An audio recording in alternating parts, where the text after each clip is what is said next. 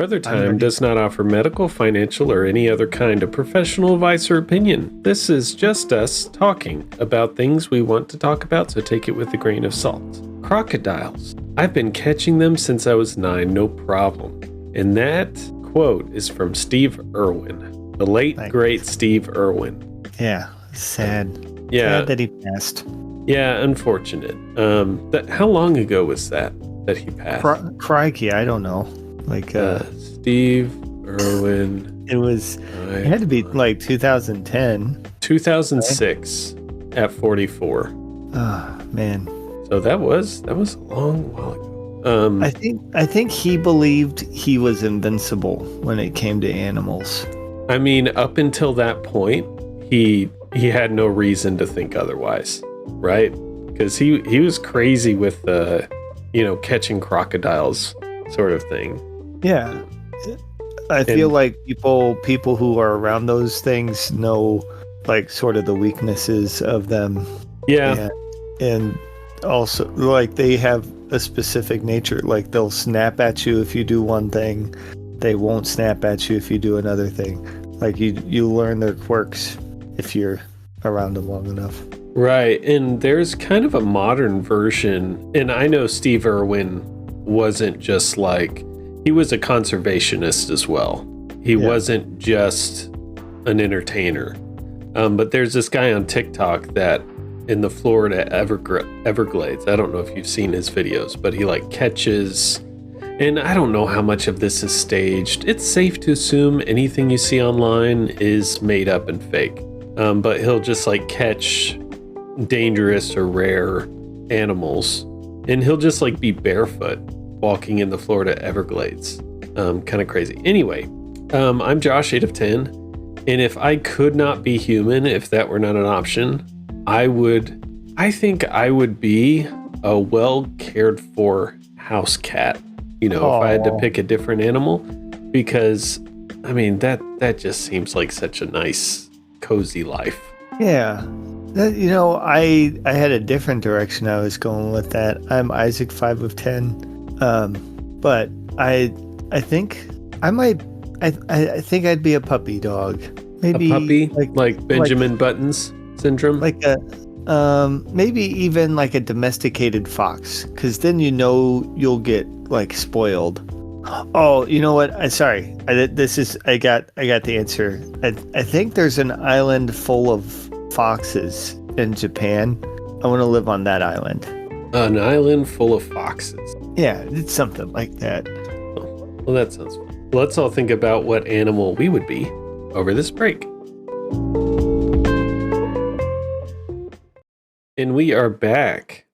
Wanted to start with a little bit of family news. Well, this isn't family news, actually. I just called it family news because that's what we've called this in the past. But I started my summer class. So they have these classes at UNT that are much shorter, like sprints almost. Yeah. Where it's only like 4 weeks. It's only a month, but you do a full class within those 4 weeks. And so far it's been a lot. Like it's like every other day I have like 3 chapters I've had to have read in a textbook, plus like articles, like 5 articles I need to have read, plus I need to make like a short essay on the readings, plus I have another assignment due every other day. It's been like that. So it has been kind of, the thing is, like, in a way it's satisfying because it's like it's not going to be very long and then I'll be done with this. So I like that idea, but then also it's a lot. Short-term suffering. Yeah. And if you think about it, that's all school is. Yeah. Yeah. Short-term suffering. No. Well, do you feel like you're going to retain any of it is the real question. Yeah, I'm not sure, but a lot of what so it's about indexing and abstracting, or indexing. At the back of the book, yeah, there's a list of words and page numbers. Yeah. Well, there's apparently just a whole, I guess, industry around, I don't know if you call it an industry, it's more of a practice or a trade of creating those indexes. And some of the first things that we've talked about, because one of the first things you might think of, especially today when you think of someone doing that, is why isn't a computer doing that? Why do we need a person to do that? There's actually good reason, at least for now, until AI can do it, because there's a lot of nuance to an index. It's not there aren't right answers to how you create an index. Well, I'm trying to think if throughout my life, if there's been a consistent index format or anything. Not really. I haven't Yeah. seen. Well, how it's put together aesthetically is there's some standardization there. Like you'll notice there's a pattern to how they lay things out, but any given document can have its own, like it has its own set of themes and topics that it covers. And you really have to be intimately familiar with that document in order to create an index. And you can't just say this word shows up a lot, so it should be in the index. Like that doesn't work. And that's how you might do it with a computer. And that's why computers can't necessarily do it. But yeah, I don't know that I want to talk too much about indexing because I know it's not a super interesting. But believe it or not, it kind of gets interesting once you get into it and you create an index and you start like doing the work. There's actually a lot of, you have to like, so I created an index as one of the assignments, and the easy part was reading the material and getting a feel for the material. That was easy. The hard part was actually deciding which topics make sense to be in the index and how would you present that to make it understandable. Anyway, okay. Like I just said, I don't want to talk about it. I don't know why you're insisting that I talk about it so much. Did you have any family news? I hired my brother-in-law to work with me. His name's Tim. We're building stone houses together now, and it's been working out great. He's great to have. That's it. Oh, okay. I thought there was more to what you were saying, so I started like drinking something. Yeah, I was waiting for you to take it, and I cut it off right there. Oh, okay. Well, that's cool. I think I always feel like there's a risk in working with family, but thankfully it sounds like it's working out. Yeah. Because you never want to really burn a bridge, right, with someone in your family. You don't want to, and unfortunately, professionally, like that's what gives you stability. And if someone else is putting any risk there, it's like you kind of got to push them away, right? Yeah. Like anyway, I guess that's it for family news. So if you were rich, and I'm going to present this like it wasn't your topic and that it was my idea, but oh yeah, sure. If you were rich, like money wasn't a concern, and I guess another question would be how rich, because there are different tiers of rich. Yeah, but no, that's fair. What would you never buy again if you were rich? I think I'd never buy groceries again, or like any sort of pre-packaged food in particular. That was like, oh, here's some pre-packaged cheese slices. I don't think I'd ever buy that again. I would always buy like a massive block of cheese. Oh, I see what you're saying. Or instead of buying like, oh, here's a pound of ground beef, I'd be like, no, I'll take the whole cow. Thank you. Yeah. I would buy a cow at a time. Would you, so I assume you'd have a butcher prepare it and then you'd freeze what you're not immediately using? No, why wouldn't I just have my chef do the whole cow right then and there? Like cook the whole cow? Yeah, why wouldn't I?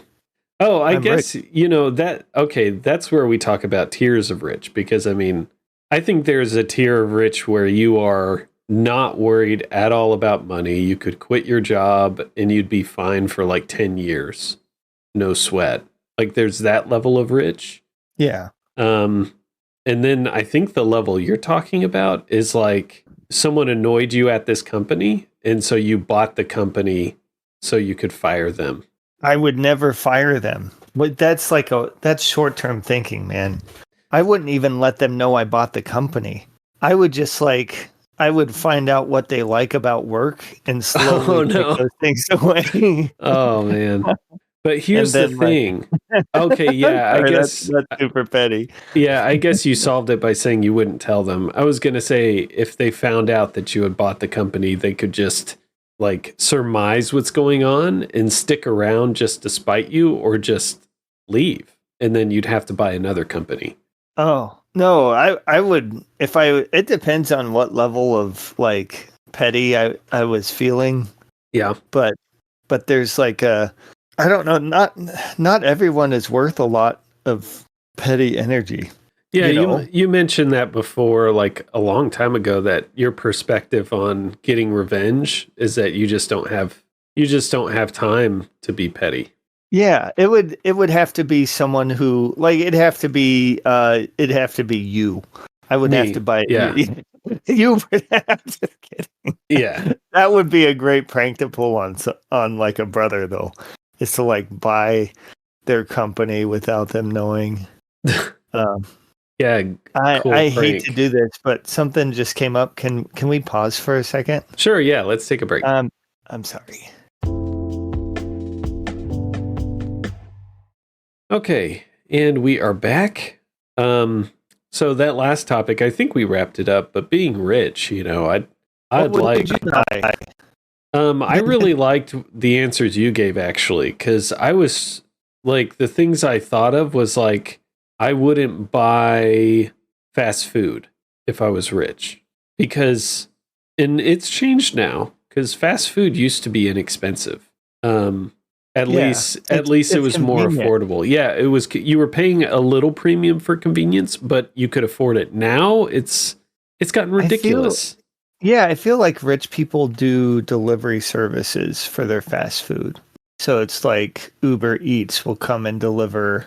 Like I've noticed like reality TV rich people will have like always Uber Eats type like things going on like that where they have an account that is just automatically set up to bill them for that stuff. Yeah.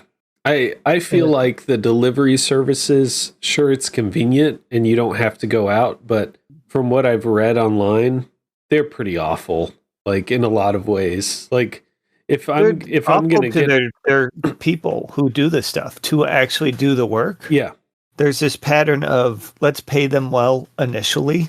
And then once they're sort of embedded, entrenched, and this is their career path, let's start nickel and diming away all of the things that make it good. Sort of like what I said I did to someone I hated. But they do it as a business practice to people. Yeah, so and not even taking advantage of people in crappy situations to do the work. It's also just like the value proposition is you don't have to drive somewhere, right? So you're going to pay extra. Well, the extra you're paying is pretty much like just a bunch of made up fees that should be one fee. Yeah. Yep. And so they split it up so that they can say $0 delivery fee on all of their advertising to get you to try it. But that doesn't mean anything like what it sounds like. And this isn't new information, but just to say $0 delivery fee, it should be illegal for them to advertise, I think, something like that clearly is telling you you're just paying only for the food. We're taking a hit on your first order to get you to try the service. That's not what's happening. You're going to pay additional for the food, more than you would pay if you got it yourself, plus like 3 other fees that are more than the delivery fee. And so it's just, and then also a tip on top of that. So you're going to pay double or triple what the food would cost. The food's going to be cold when it gets to you. And that's the other thing is it's bad in that regard. The food's going to be just not good because the person who's delivering it has to make like 3 other deliveries to actually earn enough money to make it worth their time. They have to like stack deliveries.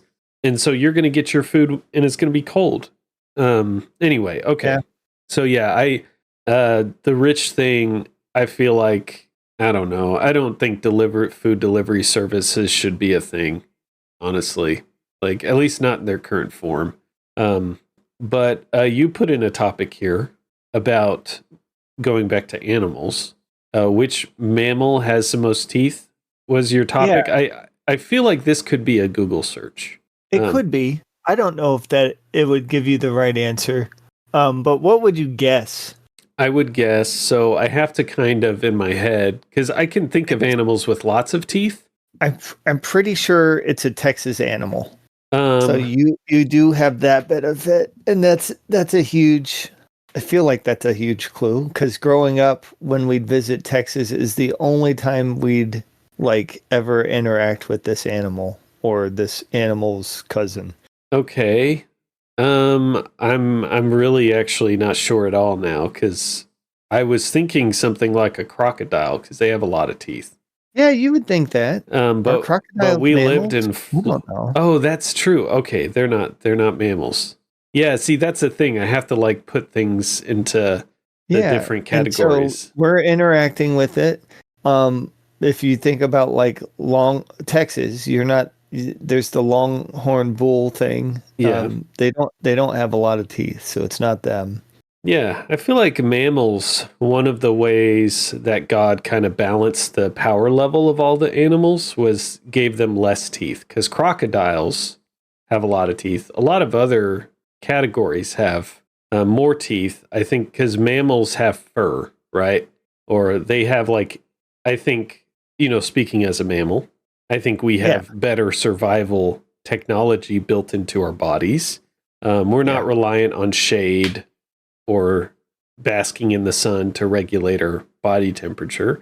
And so to kind of balance it out, Well, they love to bask in the sun. Anyways, who loves to bask in the sun? cats. Oh yeah, that's true. They do. They can find And fun. I mean, if you go to any beach, people love to bask in the sun too. I mean, Yeah, see, that's no secret. But we don't do it out of necessity to survive. It's it's for fun. so I have to make an amendment to what I said. A version of this animal is native to Texas. Oh, okay. Would that be version 1, version 2? Is this like a beta version? You don't have any guess from our trips when we were kids? We would travel to. I honestly, I can't think of. I can't. One animal that we'd only see in Texas, typically around roads. See, I was thinking around roads, but I'm not sure. Like I'm completely drawing a blank on what you're referring to. Okay, I'll give. I should have Googled it before this so that I could actually have the right answer. Pretend to guess it. Let's see. They're sort of like the turtle of the mammal family, I think. The turtle of the mammal family? So turtles as in like slow? Or turtle as in what? It's Priodontus maximus is the Latin term for it. Oh, that name sounds like they have big teeth. Priodontus? Dontus like dental? Yeah. And then maximus? That sounds big. Also, think of them as like armored. Yeah, see, I mean, an armadillo? Man. Yes, the armadillo. Because, I mean, you kind of just said it, but for some reason in my head, that doesn't feel like a mammal because they've got like the armor thing going on. Right? Yeah. The giant armadillo has 100 teeth. Wow. That's a lot of teeth. I think that doesn't seem fair if you think about it, that they get so many. Yeah, so many teeth. But they don't get enamel.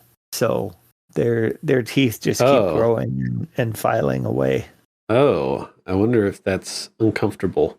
Probably. Like they see chewing gum and they're like, I wish I could chew that, but it's just so painful. I would feel every chew. Yeah. Yeah. Well, that's... Do you remember as trips to Texas seeing armadillos or? No, I don't. Okay. Like, I don't have any like core memories or things that popped up related to Yeah. the Yeah, it was just a weird, like, we lived in Florida, so we saw a lot of animals, but never an armadillo unless we were in Texas. That's why I remember them from there. Yeah. Well, that is an interesting fact. And I think the last topic today, we're going to talk about improving a sport, because I've wanted to talk about this for a couple of weeks, because I think this is an important discussion. The sport's been around for a long time, and I think it should change, and that is basketball. Okay. And so there are a lot of ways you can spice up a sport, but my thing is basketball, it's fast paced, it's fun, but I think it could be more fun if there's this thing in hockey called a power play, right? Where after some kind of incident where someone does something that they shouldn't do, like a similar to a foul in basketball, they get put in timeout. And then for like 2 minutes, it's 5-on-4 on the ice. Yeah. And it's just like an interesting dynamic to the game that can help break up a like a stalemate. It changes the makeup of the game. The goals of each team kind of change a little bit when that happens, and it just makes for interesting and exciting gameplay. So what are some ways you think we could spice up basketball? Well, from what you were just saying, I didn't know if this is where you were going, but what if each time someone fouled, they had to add weights to their wrists and ankles?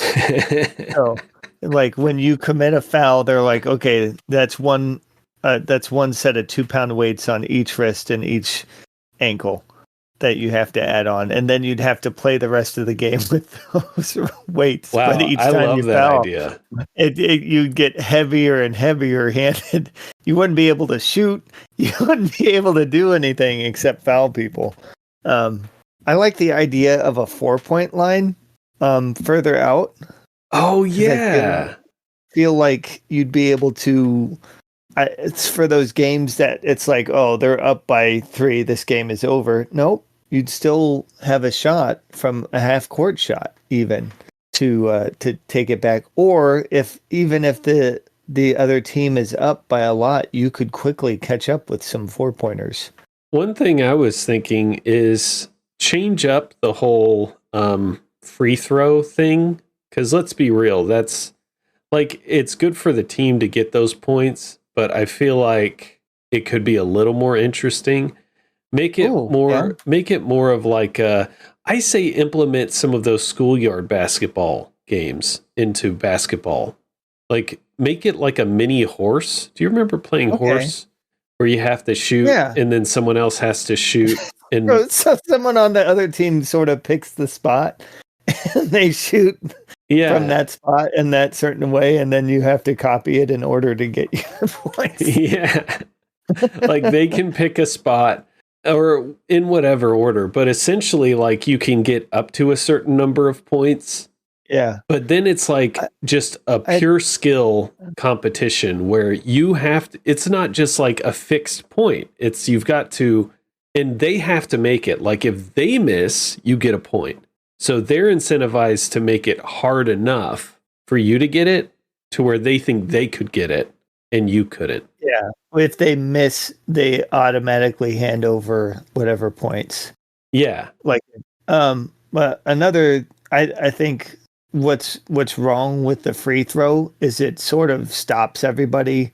Everyone just sort of stands around for a little while while that's going on. I think it'd be better if there were 3 basketballs placed on the court and like you create new free throw lines on the sides of the sides instead of directly in front. So one on each side and a ball sitting in each spot. And the person has like 10 seconds to shoot those 3 balls. After they've been fouled. Yeah, they're limping over to... Yeah. Well, I think if it's that bad of a foul, it's more of a technical foul. Maybe it could operate differently, but it's just not exciting. Like you lose momentum of the game when you do free throws. Yeah. I feel like so. Yeah, they could also do like I know they're changing the basketball, right? Aren't they? I mean, there's that new one that came out that's like $200,000, and it's an airless. Like, it doesn't have to be pumped up. It's always it doesn't have air. It is air. I don't know how to describe it, but I think it'd be even better if they did like an LED screen on it, like an LED screen ball, and it had different things that happened with like it would change based off of what was happening. Like if it were being shot through the air, it might glow brighter. oh, that So would it be would be cool. Yeah, it'd be like a video game where they do some visual effects. Maybe it gets so hot that it lights the net on fire. I don't know. That would be kind of... That might be a little far, but part of Yeah, what I but was thinking was like side quests. Like it lights up Oh, with a yeah. number and you have to pass it to that many teammates before scoring, and if you do, you get an extra point. Oh, that's really complicated. Or like it'd be known like very simple shapes and stuff, but everyone could tell like, oh, they need to get it across back across half court and then back to the net. Like they need to pass it and get it that way and then bring it back, like a little side quest. You have to move to this part of the court. And that way the other Oh, team would know. yeah. And so they could set up and like defend against that to keep them from getting extra points. What if the 4-point line was related to that, and it was only like in certain areas? Maybe even the floor would have LEDs built into it, where it's like this area lights up. This is now the 4-point zone. If you make it from this zone, That would be awesome. Then it'd be I really like these ideas. I wish they would do it because it would be so much more fun to watch. Like just yeah. So I guess when we're rich, we just need to buy the NBA. the NBA, yeah, and just make all these changes. But let's think about that over a break.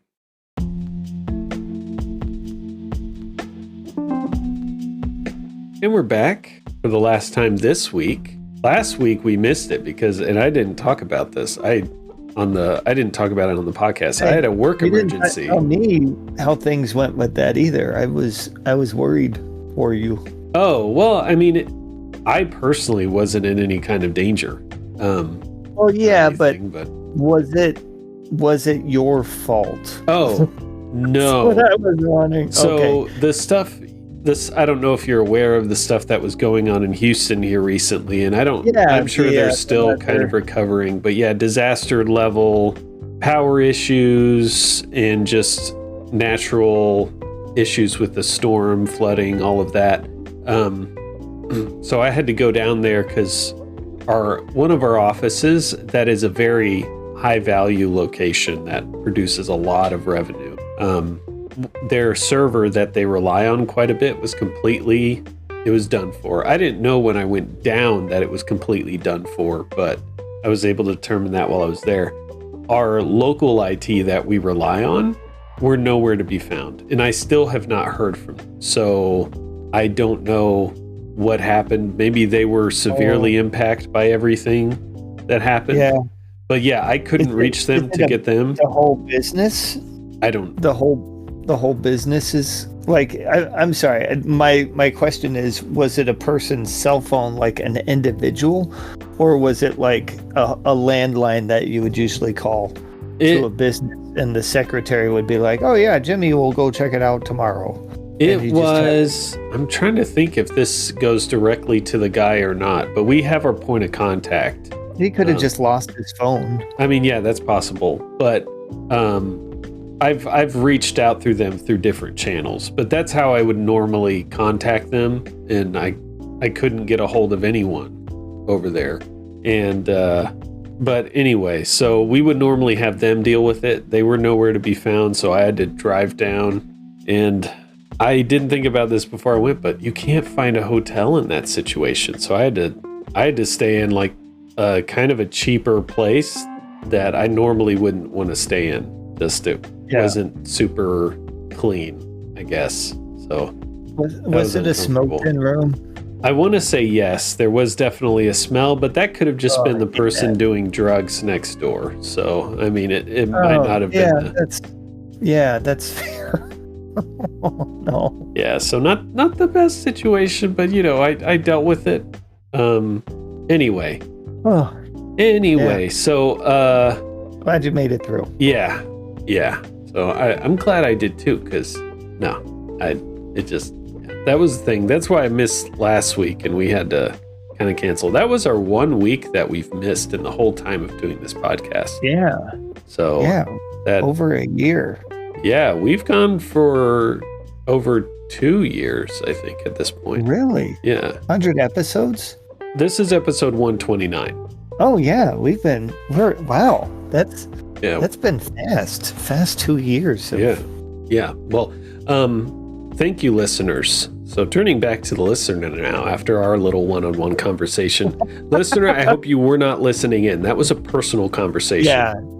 Excuse you. But thank you for listening to everything else. If you enjoy the podcast, you can rate and review us. BrotherTimePod.com. No, we're not there yet. We got to declare a winner. The winner this week is the armadillo. It's Brother Time Pod. Oh, shit. It's the armadillo. It just in general. Armadillos win this week. They got armor. I mean, that's built-in success. And what is a dillo? No one knows. We know the armor part of the word. Is that an ice cream bar? That's just armored ice cream bar. No, that's a dilly bar. Oh, right. Yeah. Who knows why they were named how they were, but they win. So congrats, armadillos. But like I said, you can rate and review us and find us online at brothertimepod.com. BrotherTimePod.com.